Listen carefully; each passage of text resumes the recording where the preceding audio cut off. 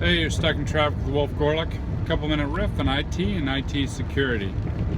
You know, we talk about the threat landscape changing and everything else that we have to deal with. And of course, it all comes down to being able to change faster than those who are coming at us, right? It's that change cycle, that change loop. How do we put in place things to get ahead of the attackers? And of course, the quintessential control forever and a day to get ahead of attackers has been perimeter controls. You know, the firewall. And that was one of the very first things that people put in place. Lock it down on the edge, keep the bad guys out. But of course, as technology's been running, as we've had stuff in place now for years and years, those firewalls we put in place no longer suffice. Those tools that we put in place no longer do the job. The type of technology we can put in the edge has increased and improved, and we have new controls that we can put on.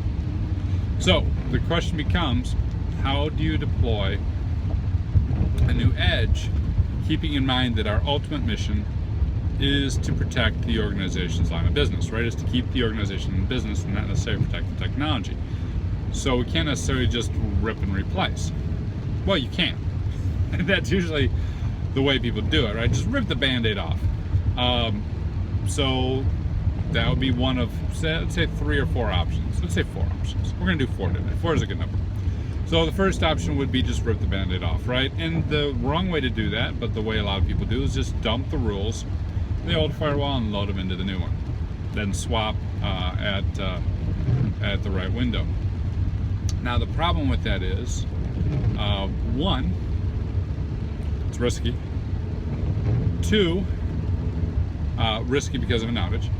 2, if you're just copying all the rules, you don't necessarily know how much crud has been in those rules, right? I had one customer that I was dealing with maybe 5 years back that had a rule in there literally from the 90s. It was literally still in there from the 90s, still the comment, but they didn't want to remove it because they didn't know if it was in use or not.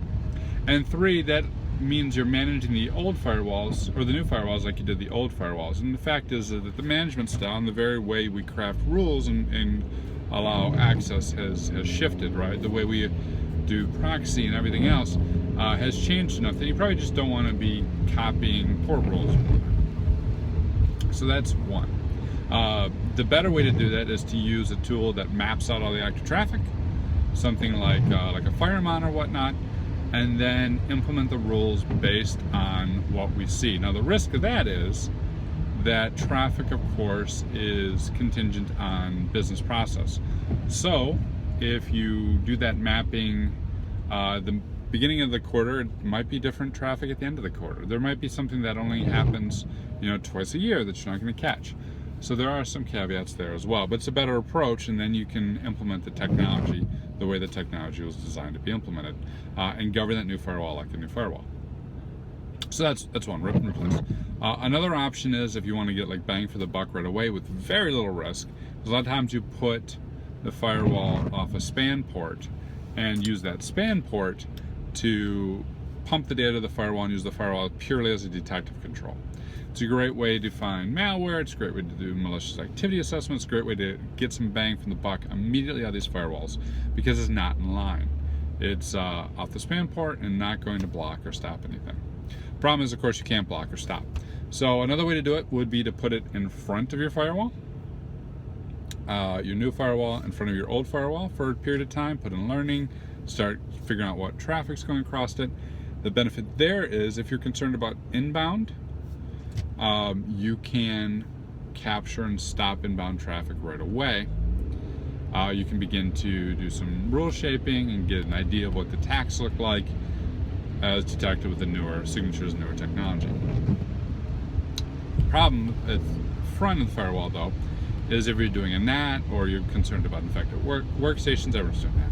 Right? So if you're concerned about infected workstations, you're only going to see the old firewall's IP address. You're not going to be able to do forensics and trace back to the destination. So it gets to the 4th option, which is deploying the new firewalls behind the old firewalls for a period of time, still learning, still doing traffic shaping. Now you can get some idea of what workstations are coming in. You can start blocking based on workstations. You can set the proxy and authentication, all that sort of stuff. So rip and replace, which is eventually what you're going to do anyways. Might as well do it right away. Bump in the wire, right? Do off the span tap in front or behind. Those are ways to put the firewalls in. Other thing to think about, and I'm just about out of time, so I'm going to do this real quick, is timing. Make sure you time it at a point in time where you got low business activity. When I was at the financial services firm, that would be pretty much right now. The 15th to the 28th of the month after a quarter, and the financial services right after we reconciled, after we closed everything out, that's when I would want to do it. So pick your slow periods and implement then, so that when there is an impact, because there will be an impact, no matter how well you plan, that it does not disrupt the organization. Cheers.